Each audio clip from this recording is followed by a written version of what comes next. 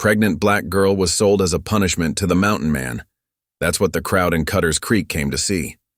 Snow in the air, coins in a gloved hand, and a future decided on the street. The miners laughed, betting how long she'd last in his frozen cabin. But the man they feared for his silence didn't buy her for labor, or for shame. Up in the high passes, the fire crackled, and so did trouble. A letter arrived, sealed and deadly, a railroad ready to take his land, his water, his home. The proof to stop them? Hidden where no decent man in town wanted to look. The girl carried more than a child. She carried the will to fight when the mountain man was ready to give up.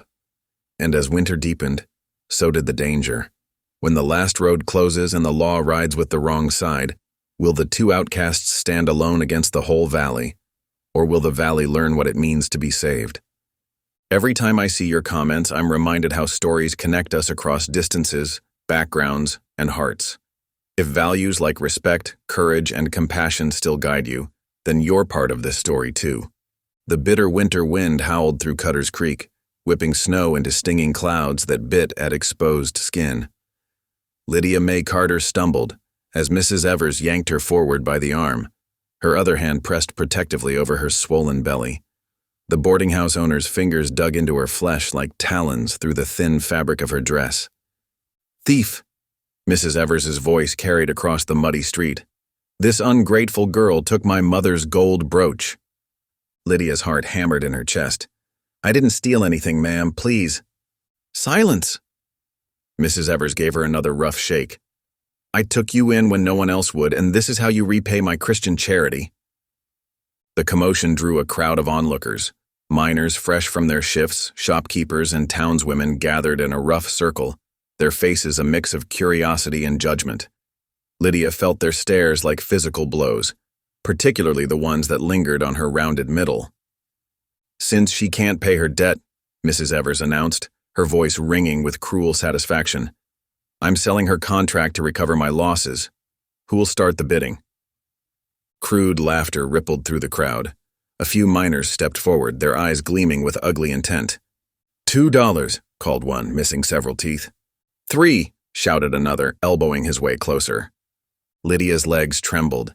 She'd seen these men at the boarding house, heard their whispered comments, felt their gazes following her as she served meals.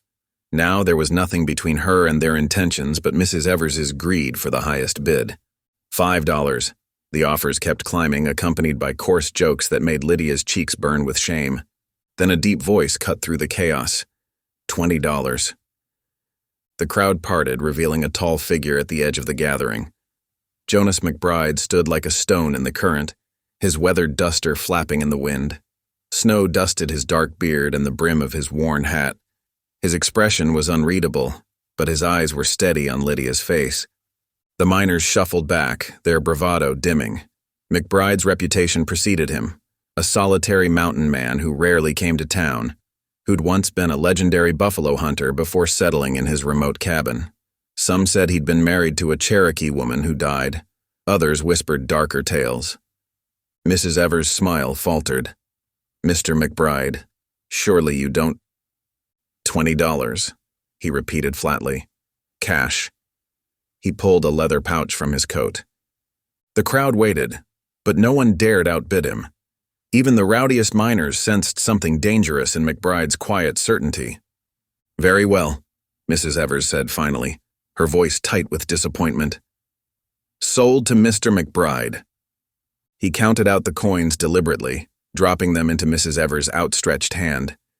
Then, without a word, he shrugged off his heavy buffalo coat and wrapped it around Lydia's shoulders. The fur-lined warmth enveloped her, carrying a scent of pine smoke and leather. Lydia stood frozen, her mind racing. She'd heard tales of McBride's isolated cabin high in the timber. Was this rescue or something worse? But when she looked up into his face, she saw no cruelty there, only a distant sadness and something that might have been understanding. The snow was falling harder now, thick flakes catching in her eyelashes. McBride led her to where his bay horse stood waiting, its breath steaming in the cold air. "Can you ride?" he asked quietly. Lydia hesitated. The horse seemed enormous, and in her condition, but what choice did she have? "I'll manage," she whispered. McBride cupped his hands to make a step. Lydia gathered her skirts and the borrowed coat, then placed her boot in his palms. With surprising gentleness, he helped her settle sideways on the horse's broad back. The bay stood perfectly still, as if sensing her uncertainty. The townspeople were already dispersing, their entertainment concluded. Only Mrs. Evers remained, counting her coins with obvious satisfaction. McBride took the horse's reins and, without a backward glance, led them away from the crowd. They passed the last buildings of Cutter's Creek in silence. The woods loomed ahead, dark pines heavy with snow. Lydia clutched the buffalo coat tighter around herself, fighting tears of fear and relief and confusion. "Thank you," she managed finally, her voice barely audible above the wind. McBride didn't respond immediately. When he did, his words were careful, measured. Nobody deserves to be treated that way. They continued into the timber, leaving the town and its cruel judgment behind. The snow fell steadily around them, gradually erasing their tracks, as if nature itself were trying to wash away the memory of Lydia's public shame. Ahead lay uncertainty, but behind lay only pain, and so they pressed on into the gathering storm, an unlikely pair bound together by a single act of mercy in a harsh land. The bay's hooves made soft crunching sounds in the fresh snow, and the wind's voice changed as they entered the shelter of the forest, becoming a whisper in the pine boughs overhead. Lydia found herself studying McBride's broad back as he walked ahead, trying to read something of her fate in the set of his shoulders or the deliberate pace of his stride. She had no illusions about her situation. She was still, technically, bound by contract, but something in the quiet way McBride had interfered, the simple dignity with which he'd covered her against the cold, suggested this might be more rescue than purchase. Still, experience had taught her to be wary of men's kindness, especially when she was vulnerable. The baby shifted inside her, a reminder of trust misplaced. Lydia adjusted her position on the horse, one hand pressed to her side. The movement caught McBride's attention, and he glanced back briefly, his expression still unreadable in the gathering dusk. They continued their journey into the deepening winter twilight, leaving behind the last echoes of the town's cruelty, moving toward whatever fate awaited in the silent, snow-shrouded forest beyond. The snow fell heavier as Jonas McBride guided his horse along the narrow mountain trail.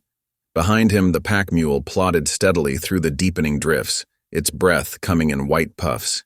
Lydia sat stiffly in the saddle, her fingers clutching the thick buffalo coat around her shoulders. The warmth of the fur couldn't quite reach the chill that had settled in her bones during their long journey. The forest grew darker as afternoon faded into evening. Pine boughs sagged under their white burden, occasionally dropping clumps of snow with soft thuds. Jonas walked ahead, leading the horse with sure steps despite the treacherous footing. He hadn't spoken more than a few words since they'd left town, and Lydia found herself studying his broad back, trying to guess at the thoughts behind his silence. The wind picked up, driving the snow sideways through the trees. Lydia ducked her head against the sting, her teeth chattering despite her efforts to stay still. The baby shifted restlessly within her, as if sharing her discomfort. She pressed one hand against her side, willing them both to endure. Just when Lydia thought she couldn't bear another moment of cold, Jonas stopped. Through the swirling snow, she made out the dark shape of a cabin nestled against the mountainside. A thin curl of smoke rose from the stone chimney, promising warmth within. The sight of it made her throat tight with equal parts relief and apprehension. "We're here," Jonas said, his voice rough from disuse. He helped her down from the horse, his hands careful but impersonal. Lydia's legs nearly buckled when she touched the ground, stiff from hours of riding. Jonas led the animals to a lean-to shelter beside the cabin, quickly removing their tack. Lydia stood where he'd left her, uncertain what to do. The buffalo coat dragged at her shoulders, heavy with collected snow. The cabin door creaked as Jonas opened it, gesturing for her to enter. Lydia stepped inside, blinking in the dim light. The interior was spare but neat. A plank table, 2 chairs, a cast-iron cookstove, and a narrow bed pushed against one wall. A ladder led to a loft above. Rifles hung on pegs, their metal gleaming dully in the fading light. Heat from the banked fire reached out to her, and Lydia couldn't help moving closer to its warmth. Behind her, Jonas moved with quiet efficiency, hanging his coat, striking a match to light a tin lamp. The yellow flame pushed back the gathering darkness. "Sit," he said, indicating one of the chairs. "I'll build up the fire." Lydia perched on the edge of the seat, watching as Jonas added wood to the stove. The firearms on the wall drew her eye again and again. She'd traded the known dangers of town for this isolated cabin, this unknown man. Her heart beat faster at the thought. Jonas straightened from the stove and moved to a pot hanging at the back. "There's venison stew," he said. "You should eat." The smell of the food made Lydia's stomach clench with hunger. She couldn't remember her last proper meal. Still, she hesitated. "Why did you bring me here?" Jonas paused in the act of reaching for a bowl. His face was half turned away, shadowed in the lamplight. "To keep you from harm," he said finally. "Not to own you." "Why would you care what happens to me?" He filled 2 bowls with stew, set one before her with a chunk of dark bread. "Because I've seen what men in town would do." His voice was flat, but something dark moved behind the words. They ate in silence. The stew was plain but filling, the meat tender and well-seasoned. When Lydia finished, Jonas took her bowl without comment and set it aside. He retrieved a broken snowshoe from near the door and began working on it, his big hands surprisingly deft with the rawhide lacings. The wind rose outside, whistling through the trees and finding every crack in the cabin's walls. Lydia pulled the buffalo coat closer, though the room was warm enough. The rifles still caught her eye, but their presence felt less threatening now. There was something about the quiet way Jonas worked, the space he kept between them, that eased some of her fear. "You'll take the main room," Jonas said suddenly, not looking up from his mending. "I'll sleep in the loft." Lydia stared at him, surprised. "I couldn't take your bed?" "You need it more than I do." His tone left no room for argument. He finished with the snowshoe and hung it back on its peg. "There's extra blankets in the chest if you get cold." Before Lydia could respond, he climbed the ladder to the loft, his boots making the rungs creak. She heard him moving about above, then silence except for the wind's lonely song. Lydia sat for a long while in the chair, listening to the fire's soft crackle and the storm's fury outside. The baby moved within her, a gentle reminder that she wasn't truly alone. Gradually, exhaustion overcame her weariness. She moved to the narrow bed, wrapping herself in the buffalo coat and the wool blankets she found in the chest. Sleep was slow to come. The wind's voice changed pitch as it moved around the cabin's corners, sometimes howling, sometimes whispering. Lydia lay awake, her mind turning over and over like a water wheel. The day's events felt distant and strange, the shame of the morning, the terror of being sold, and now this unexpected sanctuary. Trust didn't come easily to her, not anymore. But there was something about Jonas McBride's gruff kindness that spoke of honest intentions. He could have left her to the miner's mercy. Instead, he'd given her his coat, his food, his bed, and most importantly, his distance. The wind continued its wild song outside, but within the cabin's walls, Lydia felt an unfamiliar sensation stealing over her. Not safety, not yet, but perhaps its beginning. She closed her eyes, one hand resting protectively over her belly, and finally let sleep take her. Above in the loft, Jonas lay awake as well, listening to the storm's rage and remembering another night, years ago, when he'd failed to protect someone else who needed him. The wind howled on, carrying with it echoes of the past and whispers of possible redemption. Dawn crept over the mountains, painting the snow-laden forest in shades of pearl and rose. Inside the cabin, Jonas stirred the cookstove's embers and added fresh kindling. The fire caught quickly, crackling as it warmed the chilly air. He glanced toward the main room where Lydia slept, still bundled in the buffalo coat. The aroma of coffee soon filled the small space. Jonas measured grounds carefully into the battered pot, watching as the water began to bubble. When the rich smell grew stronger, he cleared his throat. Miss Carter?" Lydia stirred beneath the blankets, her eyes opening slowly. For a moment, confusion crossed her face as she took in the unfamiliar surroundings. Then memory returned, and she sat up carefully, one hand going to her lower back. "Made coffee," Jonas said, pouring a cup. "And there's cornbread from yesterday." He set both on the table, then stepped back to give her space. "Thank you," Lydia said softly, wrapping a blanket around her shoulders as she made her way to the chair. Steam rose from the cup, and she wrapped her fingers around it gratefully. Jonas pulled on his coat. "Need to show you something important once you've eaten." Lydia nodded, breaking off a piece of the dense cornbread. The coffee was strong and hot, exactly what she needed to chase away the last wisps of sleep. Outside, their breath formed clouds in the crisp morning air. Jonas led her along a narrow path, pointing out landmarks. "Cabins here, woodpiles there. Most important is the waterhole." He gestured to a clear spot in the creek where the current ran too swift to freeze completely. "Ice gets treacherous. Best to test it each time before you step close." Lydia studied the surrounding area, committing it to memory. The creek burbled beneath its icy covering, and birds called from the snow-laden branches above. Despite the cold, the morning held a pristine beauty that made her breath catch. Back inside, Jonas built up the fire again. "Got things need doing today," he said. "Cabin could use straightening, if you're of a mind to help." "Of course," Lydia replied quickly, "it's the least I can do." They fell into an easy rhythm of work. Lydia found herself studying the cabin's contents with a housekeeper's eye. The shelves held a jumble of supplies, dried herbs, tools, boxes of ammunition, and various containers. She began organizing them, creating order from the chaos. A torn quilt caught her attention, draped over a chair back.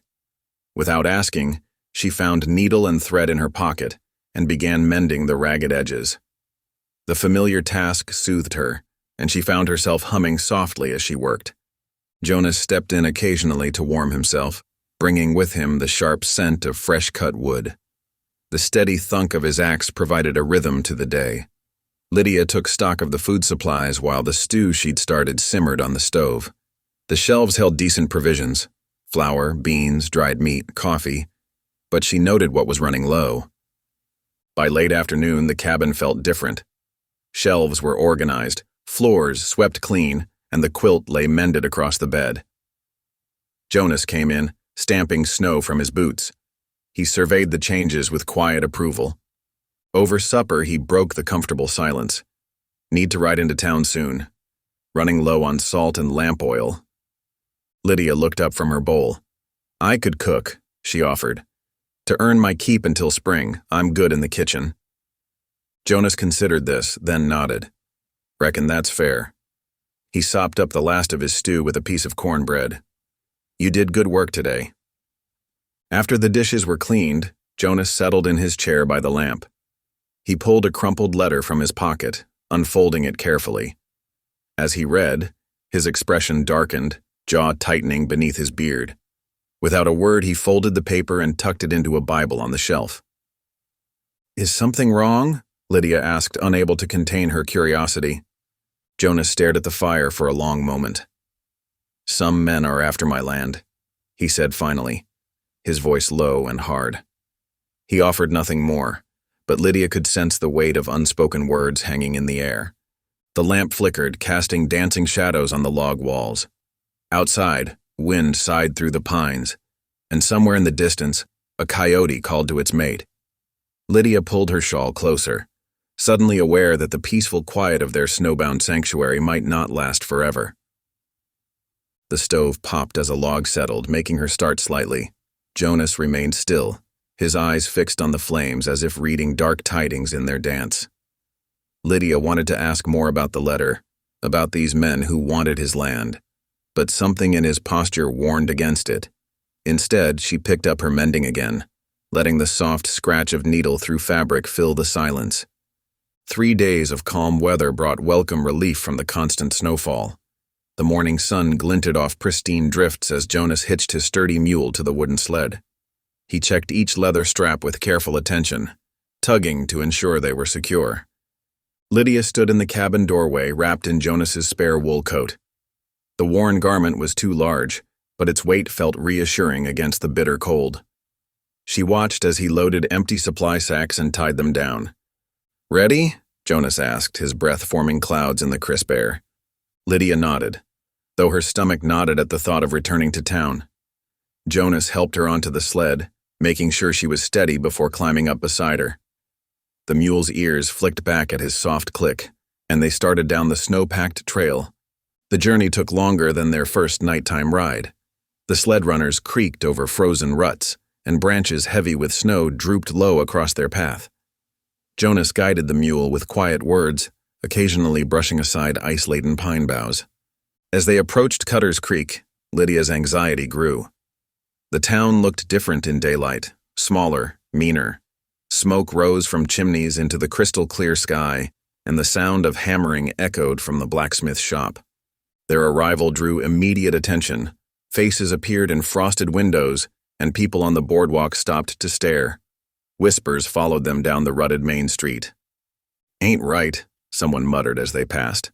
Jonas's expression remained neutral, but Lydia noticed how his shoulders tensed. He guided the mule to a hitching post outside the general store, helping Lydia down from the sled. The store's bell jangled as they entered, bringing a blast of warmth and the mingled smells of coffee, leather, and tobacco. Mr. Peterson, the shopkeeper, looked up from his ledger. His gaze slid past Lydia as if she were invisible, focusing solely on Jonas.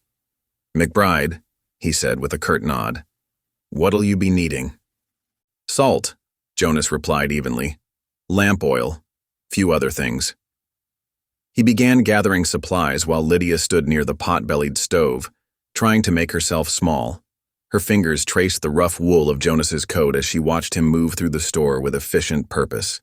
"Any mail come for me?" Jonas asked as he set his items on the counter. Peterson reached under the counter and produced several envelopes. "Came yesterday on the stage." He began tallying Jonas's purchases, still refusing to acknowledge Lydia's presence. Jonas thumbed through the letters, pausing at one with an unfamiliar seal.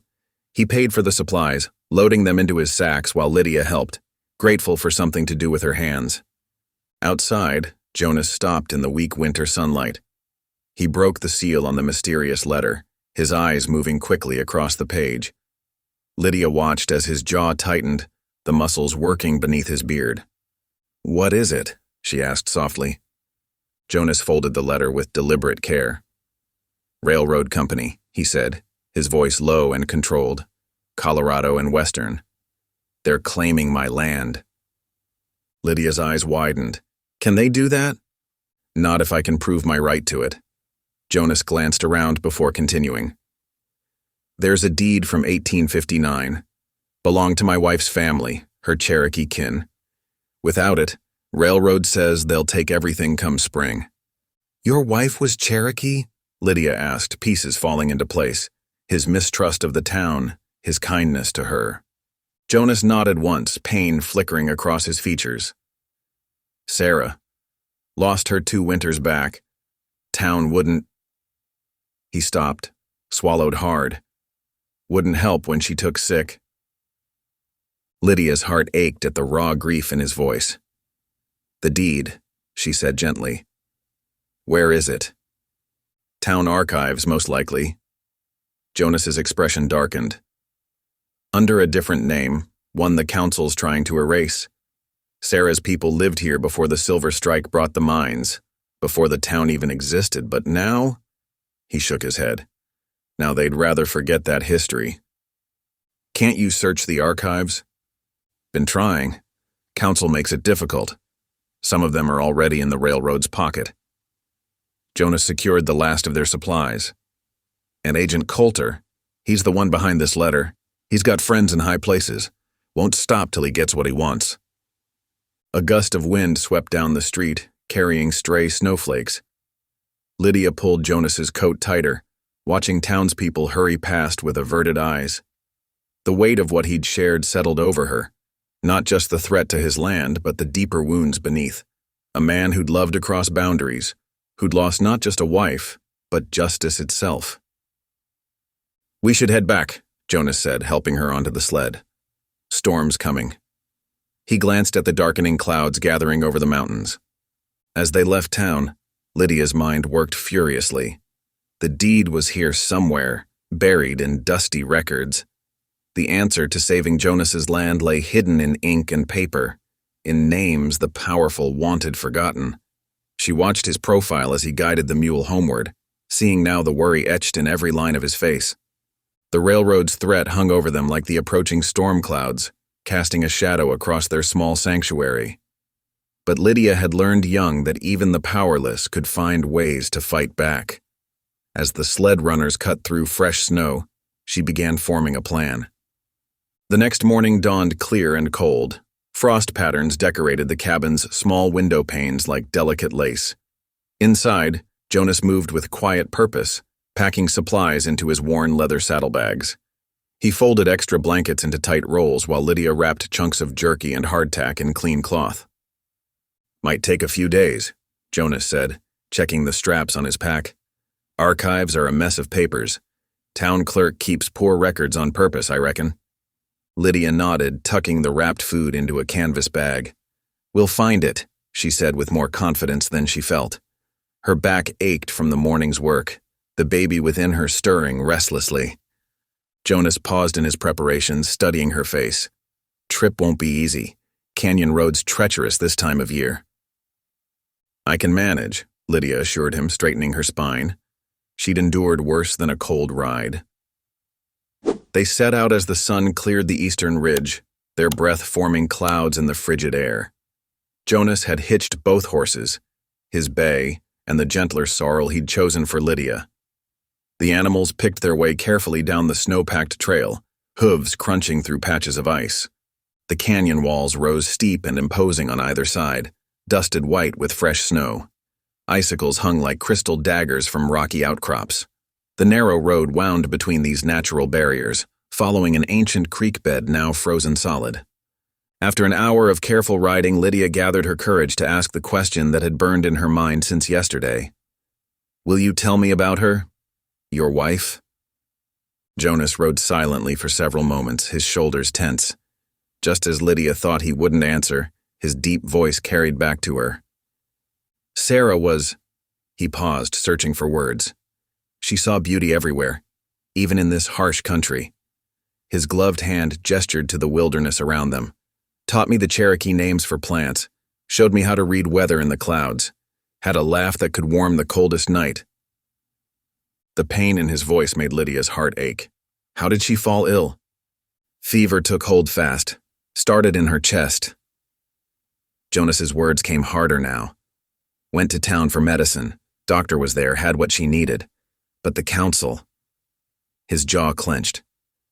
Said they couldn't spare supplies for her kind. By the time I found another doctor 2 towns over, it was too late. Lydia's eyes filled with tears. She quickly blinked away. "That's why you helped me," she said softly. Jonas nodded once, sharply. Couldn't stand by. Not again. They rode in silence after that, each lost in their own thoughts as the horses navigated the treacherous path. By mid-morning, they reached Cutter's Creek, the courthouse looming at the end of the main street like a stern schoolmaster. Inside, the clerk's desk sat behind a wooden rail. The man looked up from his paperwork with obvious displeasure at their entrance. "We need to search the land deed records," Jonas stated firmly. "From 1859. The clerk's thin lips twisted. "Those archives are restricted, unless you can pay the expedited search fee." "How much?" Jonas asked, though his tone suggested he already knew the answer would be unfair. $50. The clerk smiled thinly. "Cash only." Lydia gasped. It was an impossible sum, more than 3 months' wages for most working folks. Jonas's hand tightened on his hat brim, but before he could respond, a gentle voice spoke from behind them. "Good morning, friends." They turned to find Reverend Amos Whitaker standing in the doorway, his kind face creased with welcome. The elderly preacher nodded to the clerk, who had the grace to look slightly ashamed. "Jonas McBride," the Reverend said warmly. "It's been too long, and this must be Miss Carter?" "Sir," Lydia replied, touched by his use of Miss rather than her first name. Would you both join me for coffee? The Reverend asked. My Martha just baked fresh bread this morning. The parsonage sat beside the white-painted church, a modest home filled with books and the lingering scent of baking. In the snug kitchen, Reverend Amos poured steaming coffee into 3 cups while Jonas explained their search for the deed. Ah, yes, the Reverend said thoughtfully. I remember Sarah's family well. Good people. They helped build the first church here before the town was properly settled. He stirred sugar into his coffee. You know, we kept our own records back then. Marriages, land transfers, births and deaths. The church was the center of community life. Hope flickered in Lydia's chest. You still have those records? Indeed. The Reverend smiled. In fact, I believe I recall something about that particular deed. Let me look through the old church books. Come back in 2 days. I should have an answer for you then. Jonas set down his cup carefully. Much obliged, Reverend, but why help us? The old man's eyes grew serious. Because I stood silent once before, when Sarah needed help. God forgive me. I let fear of the council's reaction keep me from doing what was right. I won't make that mistake again. They left the parsonage with lighter hearts despite the clerk's earlier rejection. The ride back up the canyon seemed less daunting, though the wind had picked up, driving loose snow across their path. Lydia watched Jonas's broad back as he led the way home. The burden he carried wasn't just the loss of his wife, but the weight of injustice itself. Yet here was hope, in the Reverend's kindness, in the possibility of those old church records. The fight ahead would be hard, but they weren't alone anymore. The horses climbed steadily through the gathering dusk, their riders wrapped in quiet determination. In 2 days they would know if the deed still existed. In 2 days, they might find the key to saving Jonas's land, and with it, the memory of the woman he had loved. The wind picked up as Jonas and Lydia rode back to the cabin, driving thick snowflakes into their faces. The late afternoon sky had turned the color of old pewter, promising more snow through the night. Jonas led them carefully along the ridge trail, the horses' hooves crunching through fresh powder. Inside the cabin, Lydia shook snow from her borrowed coat while Jonas built up the fire. The familiar scent of pine smoke and coffee soon filled the small space. As she hung their wet things near the hearth to dry, Lydia felt a growing sense of purpose. This place needed a woman's touch, not just for comfort, but to show the railroad men they were fighting for a real home. The next morning, she rose early to mix biscuit dough, working by lamplight as dawn crept over the mountains. The familiar motions of kneading and rolling brought memories of her mama teaching her in their old kitchen. When Jonas came down from the loft, the cabin was warm with the smell of fresh baking. Ain't had proper biscuits since Sarah, he said quietly, accepting a plate. The words hung between them, not quite praise, not quite grief. Lydia nodded, understanding. Well, now you do. After breakfast, she spotted Jonas's work shirt hanging on a peg, the sleeve torn at the elbow. Without comment, she took it down and found his small sewing kit. The methodical work of mending kept her hands busy while her mind turned over their situation. Every small task felt like building strength for the fight ahead. Need more wood, Jonas announced, pulling on his coat. Lydia set aside the mending. I'll help carry. He paused. Ice is treacherous out there. Show me how to do it proper then, she insisted. Can't stay inside all winter. Jonas studied her face, then nodded. He demonstrated how to test each step, where to grip the logs, how to distribute weight on the slick ground. Lydia followed his instructions carefully, making trip after trip until her arms ached. The work felt good, purposeful. That evening, as Jonas checked his traps by the last light, Lydia spotted his old Bible on the shelf. The leather binding was worn smooth with age, the pages well thumbed. Would you mind if I read some?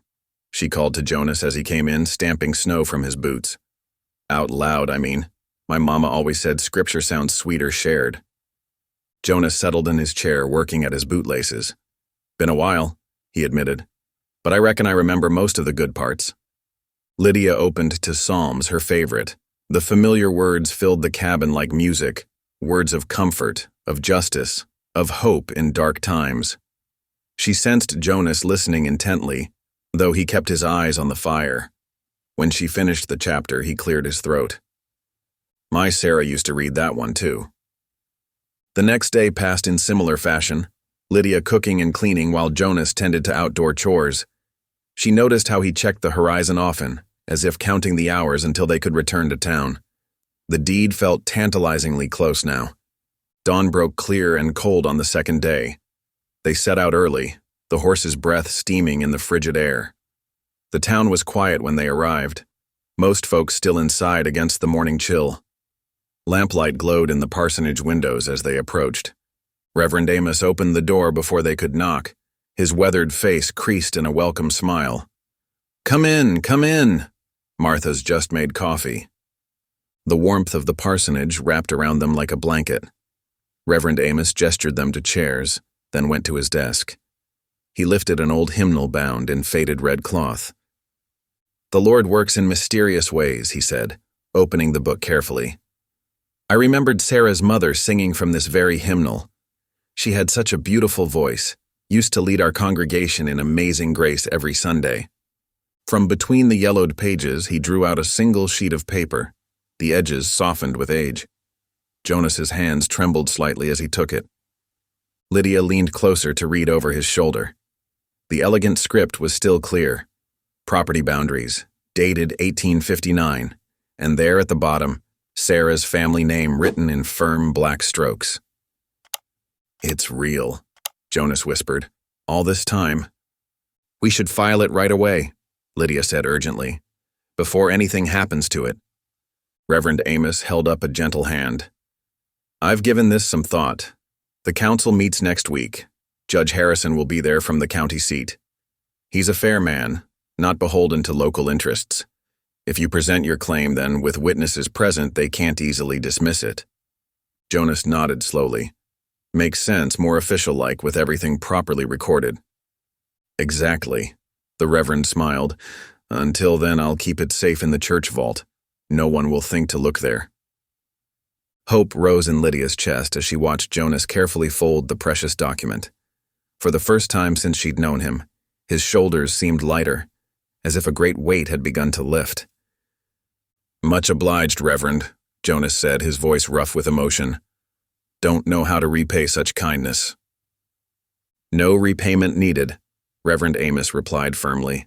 Just promise you'll come to Sunday service now and then. The Lord's house welcomes all his children. They left the parsonage with fresh coffee warming their stomachs and fresh purpose strengthening their spirits. The ride home felt easier somehow, despite the cold. The deed was real. They had proof. The path ahead was clear at last. The week passed slowly at the cabin, each day bringing them closer to the council meeting. Lydia sat by the window, working gray wool yarn between her fingers as she knitted. The morning sun caught the metal of her needles, making them flash like tiny lightning bolts. Need to be ready for the cold, she explained to Jonas, who watched her from his place by the fire. Proper scarves make all the difference. Her fingers moved steadily, the pattern growing row by row. Jonas nodded, the rhythmic scrape of whetstone against axe blade filling the quiet space between them. The steel gleamed sharper with each careful stroke. Reckon we'll need dry wood after the meeting. Storms coming end of the week. They worked in companionable silence, each focused on their task. Lydia found herself humming old hymns as she knitted, the same ones her mother had taught her. Sometimes she caught Jonas watching her, his eyes distant with memory.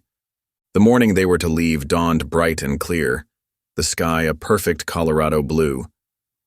Lydia wrapped the finished scarf around Jonas's neck before they mounted up. For luck, she said softly. His calloused fingers touched the wool briefly.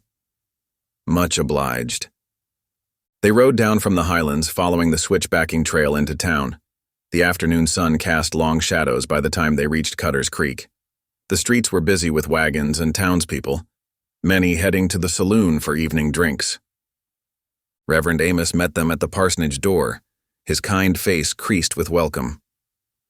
Best to leave the deed here tonight, he said, carefully taking the precious document. I'll bring it to the council meeting fresh in the morning. Jonas hesitated, then nodded. Reckon it's safer here than the boarding house. They secured rooms at the Pine Tree Inn, the only establishment that would take their money. The floorboards creaked under their feet as they climbed the narrow stairs. Lydia's room was small but clean, with a window overlooking the street. As evening settled over the town, voices from the saloon below grew louder. Lydia sat on her bed, unable to sleep. The walls were thin, and scattered conversations drifted up through the floor. Railroad's paying good money. Make problems disappear. McBride's got no chance. Her heart beat faster at the whispered threats. She wanted to warn Jonas, but her door was locked from the outside. Standard practice for colored guests, the innkeeper had said with a cold smile. Sleep came in fitful bursts. Shortly after dawn, shouts in the street jerked her awake. The air in her room felt thick, and an acrid smell burned her nose. Fire! Fire at the parsonage! Lydia rushed to the window. Smoke poured from the Reverend's home, dark clouds billowing against the morning sky. She pounded on her door until a maid unlocked it, then ran down the stairs and into the street. A crowd had already gathered, their faces lit orange by the flames. Jonas appeared at her side, his expression grim. The fire roared through the small wooden building, consuming everything in its path. The deed, Lydia whispered, clutching Jonas's arm. The hymnal. Suddenly, a figure stumbled from the front door. Reverend Amos collapsed onto his hands and knees, coughing violently. 2 men ran forward to drag him to safety. The papers, he gasped between coughs. Someone broke in, took the hymnal, set the fire. Jonas's fists clenched at his sides. His jaw worked silently as they watched the parsonage burn. The railroad had struck first, destroying their only proof of ownership. Lydia felt tears sting her eyes, not from the smoke but from the crushing weight of their lost victory. The town's small fire brigade arrived too late to save anything. They managed to keep the flames from spreading to nearby buildings, but the parsonage was a total loss. Reverend Amos sat wrapped in a blanket, watching his home and their hopes turn to ash. Railroad Agent Coulter appeared at the edge of the crowd, his expensive coat unmarked by soot. He caught Jonas's eye and smiled slightly, tipping his hat before turning away. The message was clear. He had won this round. As the sun climbed higher, the flames finally died down. The parsonage was nothing but a blackened shell, still smoking in the morning air. Their proof of ownership, their chance at justice, had vanished as completely as the hymnal that had protected it for so many years. Jonas stood rigid, staring at the ruins. When he finally spoke, his voice was rough with contained fury. They think this settles it. Think they can just burn away what's right. Lydia touched his arm gently. What do we do now? He didn't answer immediately, his eyes fixed on the destruction before them. The crowd began to disperse, leaving them almost alone in the street. Finally, Jonas turned to her, his face set with determination. We fight, he said simply. We fight harder. The ride back to the cabin stretched long and bitter. Neither Jonas nor Lydia spoke as their horses picked their way through fresh snow, the wind cutting sharp across their faces. The destruction of the deed and Reverend Amos's parsonage weighed heavy on them both, like stones in their pockets. Clouds gathered overhead, dark and brooding. By the time they reached the cabin, tiny ice crystals stung their cheeks. Jonas's shoulders slumped as he tended to the horses, his movements mechanical. Lydia watched him through the stable door, noting how the light had gone from his eyes. Inside the cabin, she stirred up the banked coals and added kindling, coaxing warmth back into the cold room. The familiar scent of wood smoke offered little comfort today. She found herself moving through the motions of preparing supper, though neither of them had much appetite. The stew was thin, mostly broth with a few vegetables and the last bits of dried venison. They sat at the rough-hewn table, the scratch of spoons against bowls the only sound besides the wind's mournful song through the eaves. It's over, Jonas finally said, his voice as hollow as a dead tree. Without that document, we've got nothing. He pushed his half-full bowl away. The railroad will take everything come spring. Lydia set her spoon down firmly. No. Jonas looked up, surprise flickering across his weathered features. No, she repeated, stronger this time. I don't believe that's how this ends. She straightened in her chair, one hand resting protectively over her growing belly. The Lord didn't bring us this far just to abandon us now. The Lord? Jonas's laugh held no humor. Where was he when they burned down Amos's home, when they destroyed our only proof? Maybe he's showing us another way. Lydia leaned forward, her eyes bright with sudden purpose. Remember what Reverend Amos said last week? About the Cherokee Agency keeping records? In New Mexico territory? Jonas shook his head. That's hundreds of miles south, through mountain passes in the dead of winter. But the passes will only get worse come February, Lydia pressed. If we wait for spring, it'll be too late. She watched determination war with doubt on Jonas's face. Your wife's family name would be in those records, wouldn't it? The original land grant? Jonas ran a hand through his beard, thinking, maybe. The agency documented everything back then. Treaties, land transfers, births, deaths. His voice caught slightly on the last word. Then that's our answer. Lydia reached across the table, her small hand covering his large one. We can get copies of the records. Prove your claim that way. It's dangerous, Jonas warned, but she heard the change in his tone. The hopelessness was fading, replaced by consideration. 3 weeks hard riding if the weather holds, through Apache territory, mountain lions, bandits. More dangerous than letting them steal your land? Lydia's voice was gentle but firm. This home you built with her? Jonas's eyes moved to the mantel where a single carved wooden bird perched, a mourning dove his wife had loved to watch.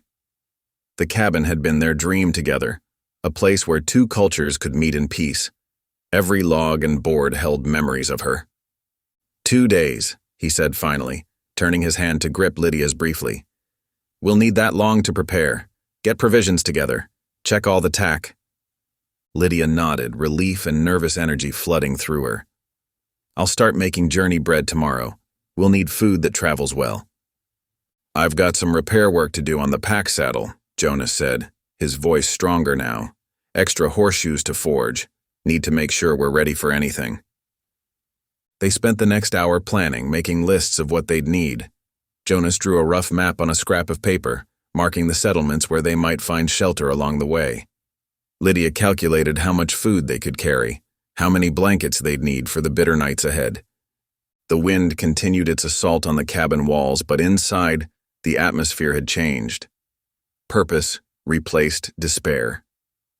Hope flickered like the flames in the hearth, small but persistent. Later, as Jonas banked the fire for the night, Lydia took down his Bible from the shelf. The leather was worn smooth from years of handling. She opened it carefully, finding comfort in the familiar words. The Lord is my light and my salvation. Whom shall I fear? She read aloud. The Lord is the stronghold of my life. Of whom shall I be afraid? Jonas paused in his work, listening.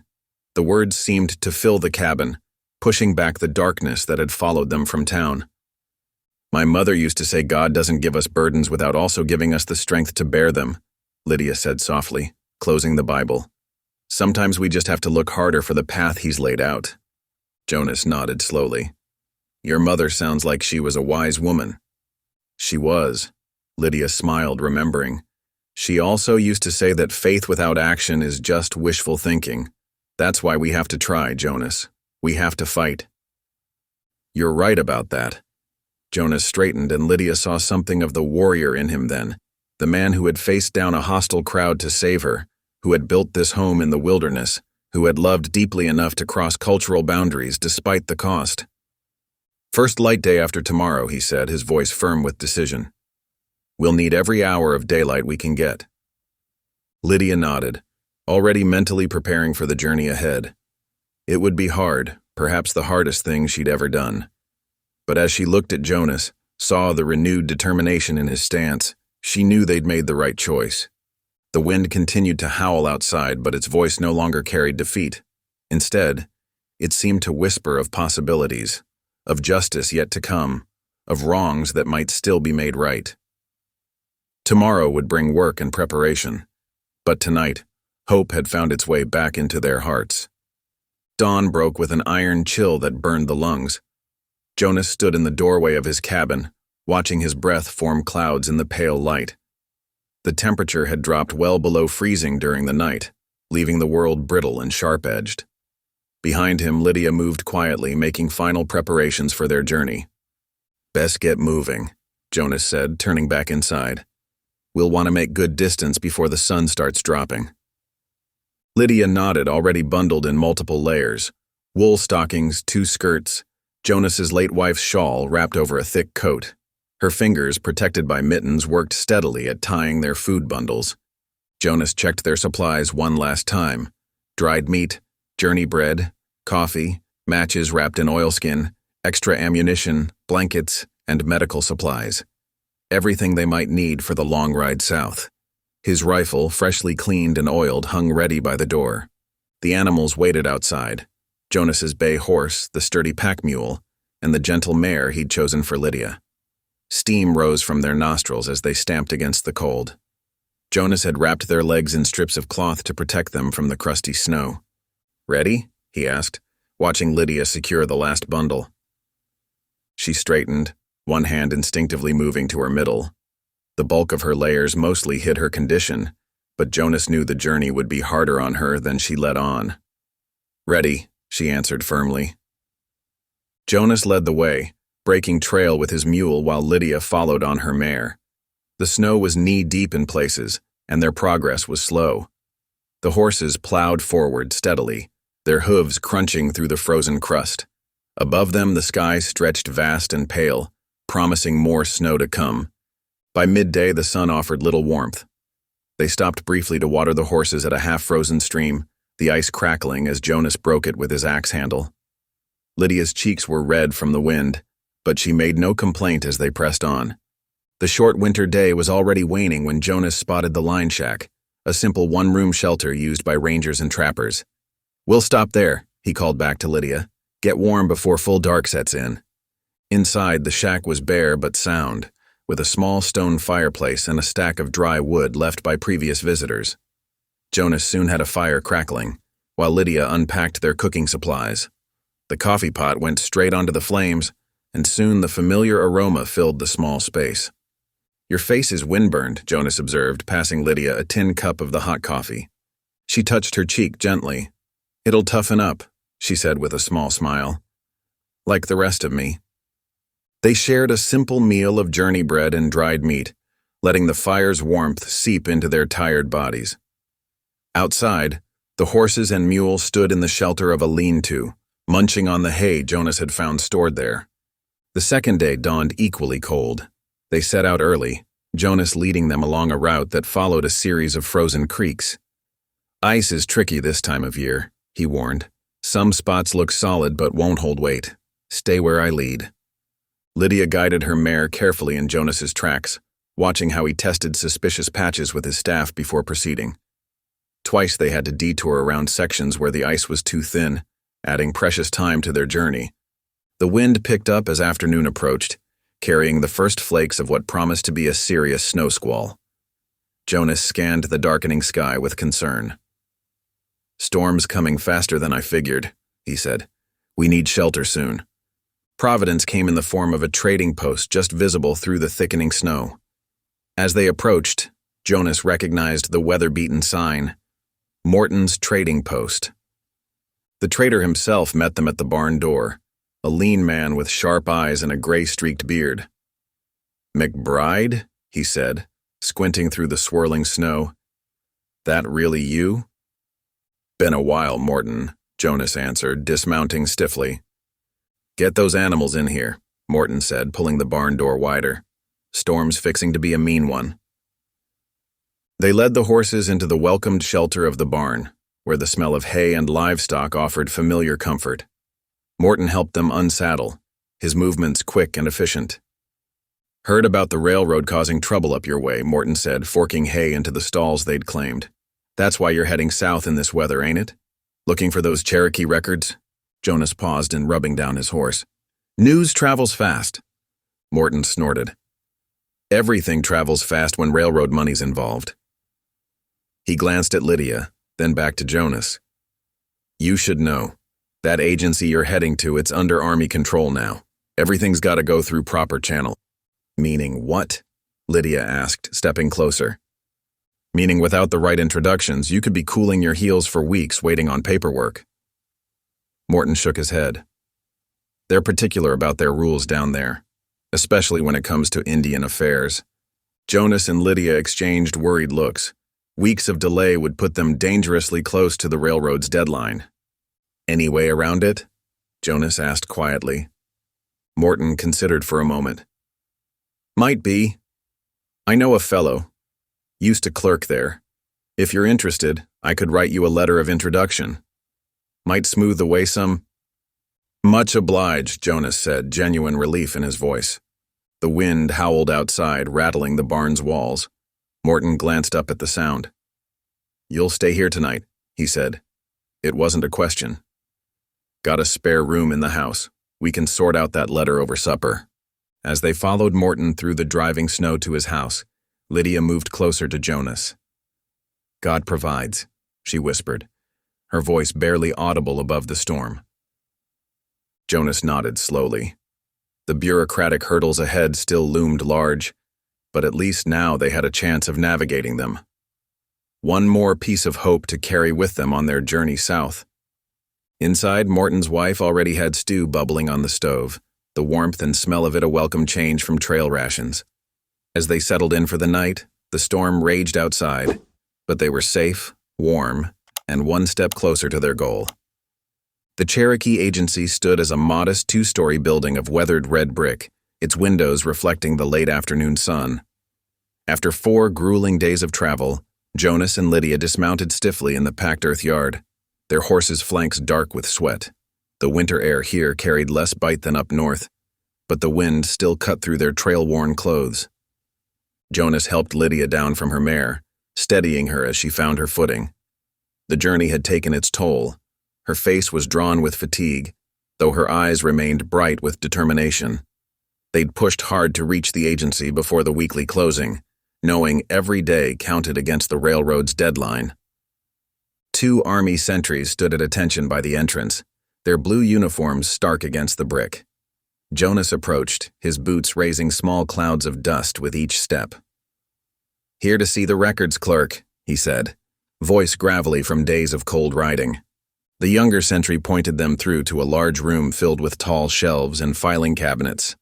The scent of old paper and ink hung heavy in the air. Behind a broad desk sat Mrs. Yona, her silver hair pulled back in a neat bun, her dark eyes sharp despite her advanced years.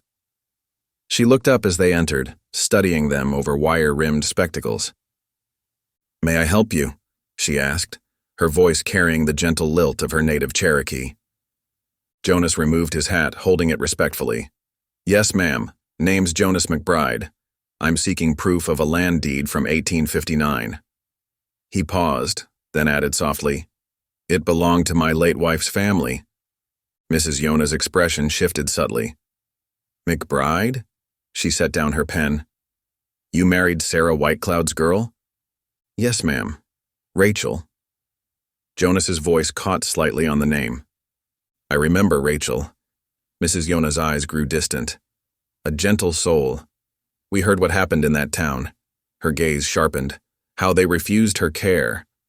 Jonas nodded, unable to speak for a moment. Lydia stepped closer to him, offering silent support. Mrs. Yona stood slowly, her movements deliberate with age. "The deed you seek, it would have been filed under Whitecloud?" At Jonas's nod, she moved to a row of heavy ledgers. "It may take some time. Please sit."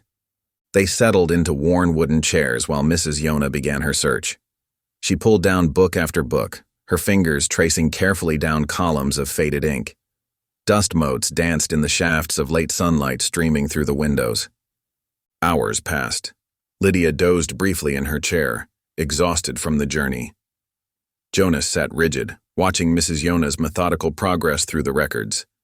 The sun had dipped low, casting long shadows across the floor, when Mrs. Yona straightened with a small sound of satisfaction. "Here," she said, lifting a leather-bound volume. "The Whitecloud claim, 1859.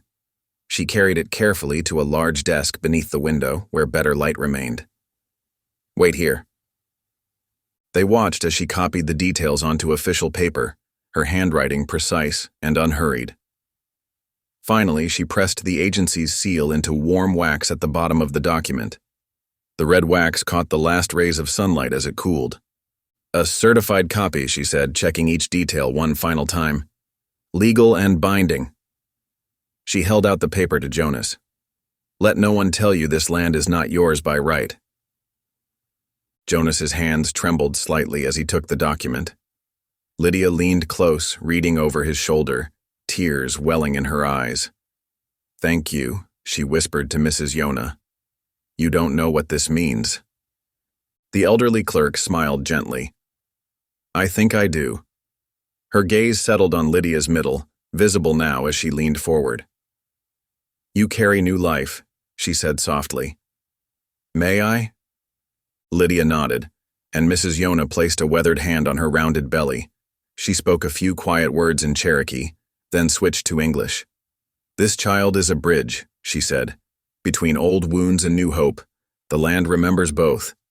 Jonas carefully tucked the precious document inside his coat, close to his heart. The weight of it felt like answered prayers.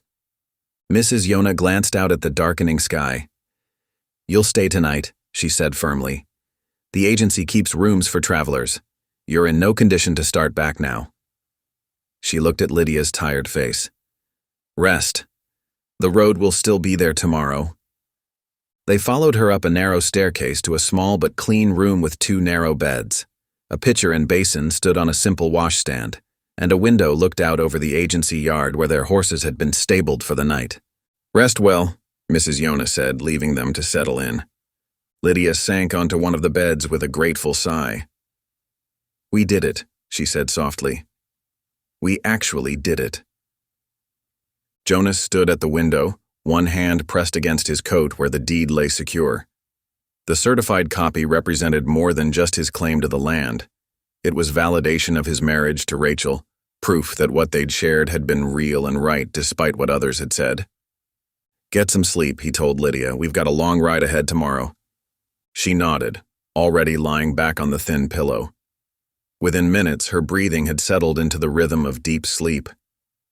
Jonas remained at the window a while longer, watching night settle over the agency yard, feeling the weight of the deed against his chest like a promise kept. The journey back to Cutter's Creek proved more challenging than their outbound ride. Heavy snow had fallen while they were at the agency, blanketing the familiar trail in deep drifts. Jonas led the way, his broad-shouldered figure breaking path through the fresh powder, while Lydia followed on her mare, the precious deed now secured in an oilskin wrap beneath her coat. By midday, dark clouds rolled in from the west, bringing more snow. The wind picked up, driving icy particles against their faces. Jonas glanced back often, watching as Lydia shifted uncomfortably in her saddle. Her face was drawn with exhaustion, one hand pressed against her lower back. "We'll rest here," he called out, guiding them toward a stand of sheltering pines. The branches had caught much of the snow, leaving patches of bare ground beneath. Jonas helped Lydia dismount, steadying her as her boots sank into the snow. "I'm fine," she insisted, though her voice wavered with fatigue. Jonas said nothing but pulled his canteen from his saddlebag. The water inside had frozen solid. He gathered clean snow into his coffee pot and set about making a small fire, sheltered by a fallen log. Soon he handed Lydia a tin cup of warm water. "Drink," he said quietly. "Need to keep your strength up." They shared strips of dried venison and hard biscuits before continuing on. The afternoon stretched long, the weak winter sun barely penetrating the clouds. When they finally made camp that first night, Lydia could barely stay awake to eat the simple meal Jonas prepared. The second day brought worse weather. The wind howled down from the peaks, driving the snow sideways. By late afternoon, Jonas spotted smoke rising through the trees, a way station cabin, its windows glowing with welcoming lamplight. Inside they found the Thompsons, a family of 4 waiting out the storm. Sarah Thompson, a kindly woman with work-worn hands, took one look at Lydia's exhausted face and insisted they stay the night. Her husband, James, stoked up the fire while their two young children watched the newcomers with curious eyes. "Got a pot of rabbit stew on," Sarah said, stirring the bubbling pot that hung in the fireplace. "Plenty to share." The cabin's warmth slowly thawed their frozen clothes and spirits. After supper, the children begged for stories.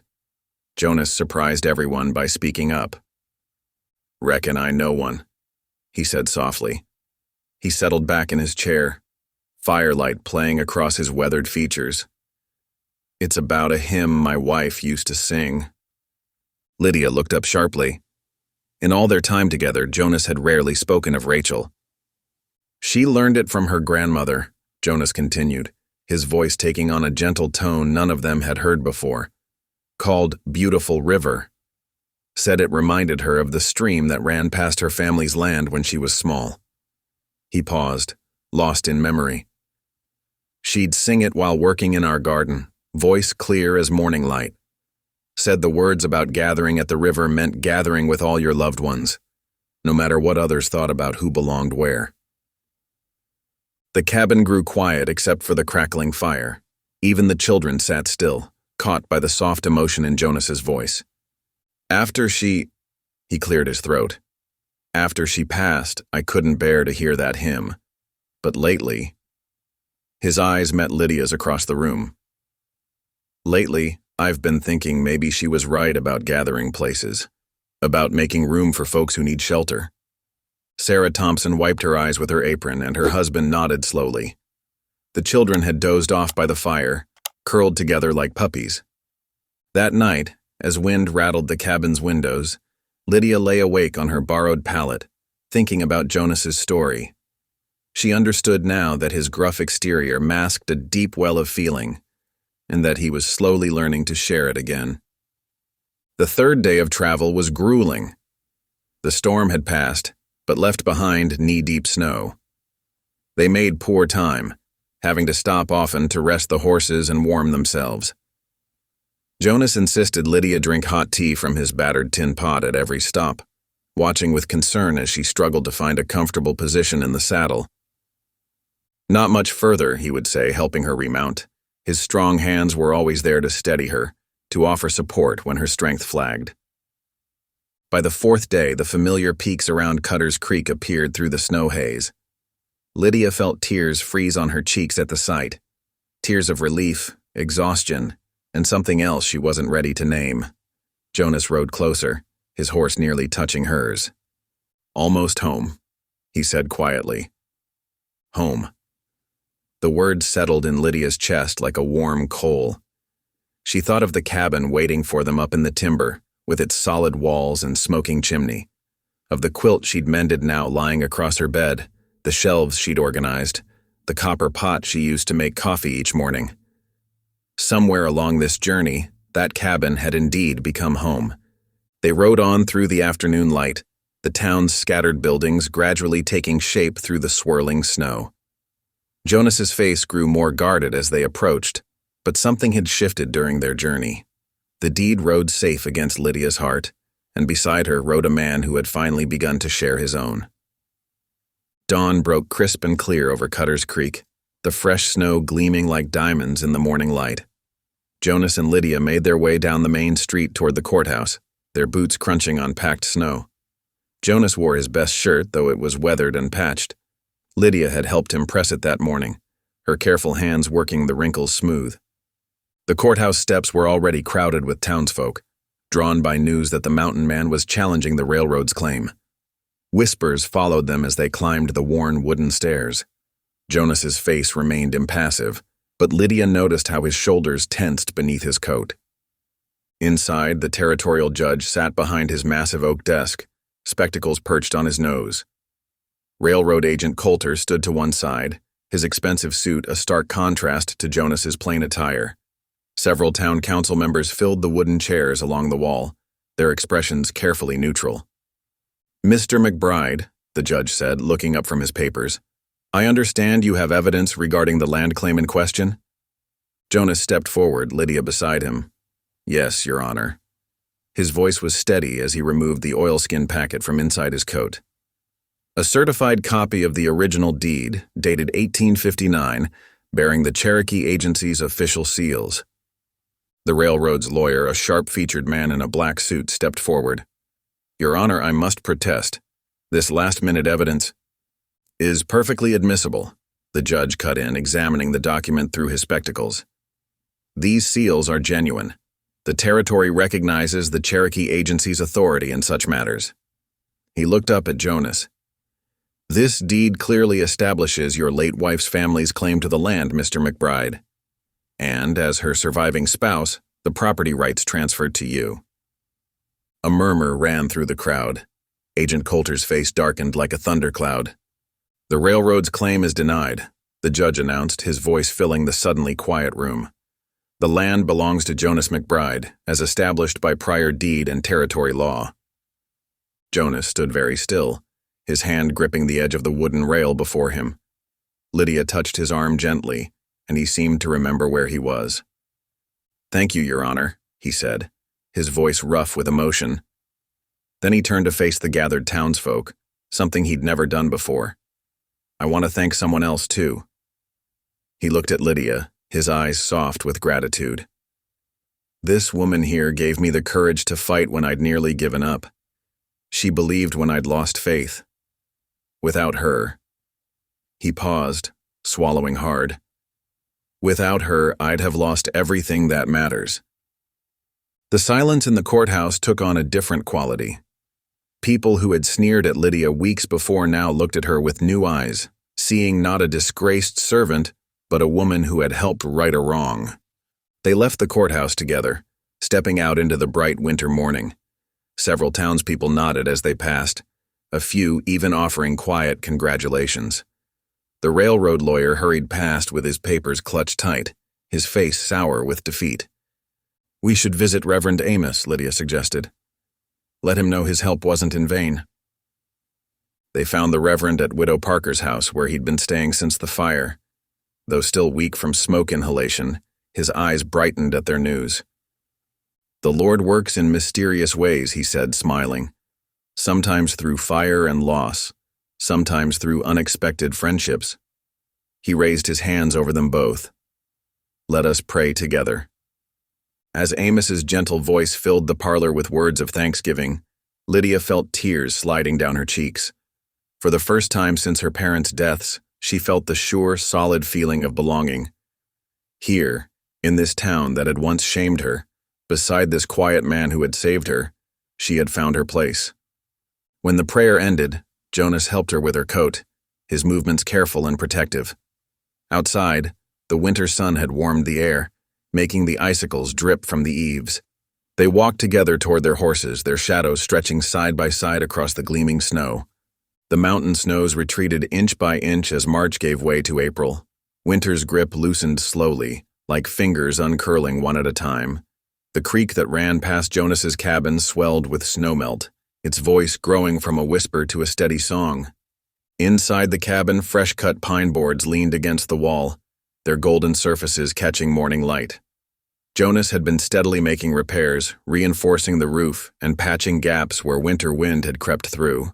The sharp, sweet scent of newly sawn wood mingled with the wood smoke from the cooking fire, where Lydia stirred a pot of beans. Her movements had grown slower, more deliberate as her time drew near. The baby rode low now, making it hard to bend or reach. Jonas had noticed, quietly moving things within easy grasp, keeping the water bucket full, carrying in extra wood without being asked. That afternoon, while Jonas's axe rang steady against logs in the yard, Lydia felt the first real pain grip her middle. She pressed one hand against the rough-hewn table, breathing through it like her mama had once taught her. When it passed, she tried to continue sweeping, but another wave came stronger than the first.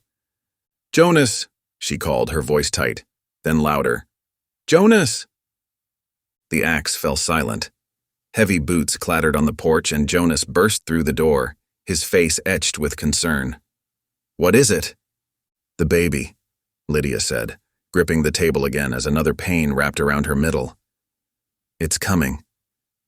Jonas stood frozen for a heartbeat, then sprang into action. He helped her to the bed, his big hands surprisingly gentle. "What do you need?" he asked, voice gruff with worry. Clean cloths? Lydia gasped. Hot water, and… She grabbed his sleeve as he turned away. Don't leave me. I won't, he promised, his weathered face softening. I'm right here. The afternoon light faded to dusk, then deep night as Lydia labored. Jonas kept the fire stoked, brought water when she asked, and sat beside her through the worst pains, letting her squeeze his calloused hand until her knuckles went white. When she cried out, he spoke softly, awkwardly at first, then with growing sureness, telling her stories about the mountains, about his Cherokee wife's strength, about the first spring flowers pushing through snow. The hours stretched long and hard. Lydia paced when she could, rested when she couldn't. Jonas supported her through it all, his steady presence anchoring her against the waves of pain. As her labor intensified, he prayed quietly, words rough but sincere, asking for protection for both mother and child. The first gray light of dawn was seeping through the window when the final pains took hold. Lydia bore down with all her remaining strength, Jonas's arm behind her shoulders. With a last powerful effort, her son entered the world, announcing his arrival with a lusty cry that filled the cabin. Jonas helped clean the tiny boy while Lydia caught her breath, then placed him gently in her arms. The baby's face was scrunched and red, his fists waving in protest at the cold world. Lydia counted his fingers and toes through tears of joy and exhaustion. Jonas wrapped his buffalo coat around them both, its familiar warmth enveloping mother and child like a blessing. When Lydia looked up, she saw tears glistening in Jonas's eyes, catching the new morning light. Thank you, she whispered, touching his rough sleeve with one hand while cradling her son with the other. For everything. Jonas cleared his throat but couldn't speak. Instead, he gently touched the baby's dark curls with one finger, his face full of wonder. Outside, the creek sang its spring song, and the first birds welcomed the dawn. Inside the cabin, in the warm circle of the buffalo coat, a family that had been pieced together by chance and choice was finally complete. The late April sunshine warmed the mountain slopes, turning patches of lingering snow into silver ribbons that trickled down to feed the creek. Wild iris pushed through the damp earth near the cabin, their purple heads nodding in the gentle breeze. Nature was awakening, stretching toward summer's promise. 3 weeks after the baby's birth, the sound of horses' hooves echoed up the canyon trail. Jonas paused in his work, one hand moving toward his rifle before recognizing Reverend Amos's gray mare in the lead.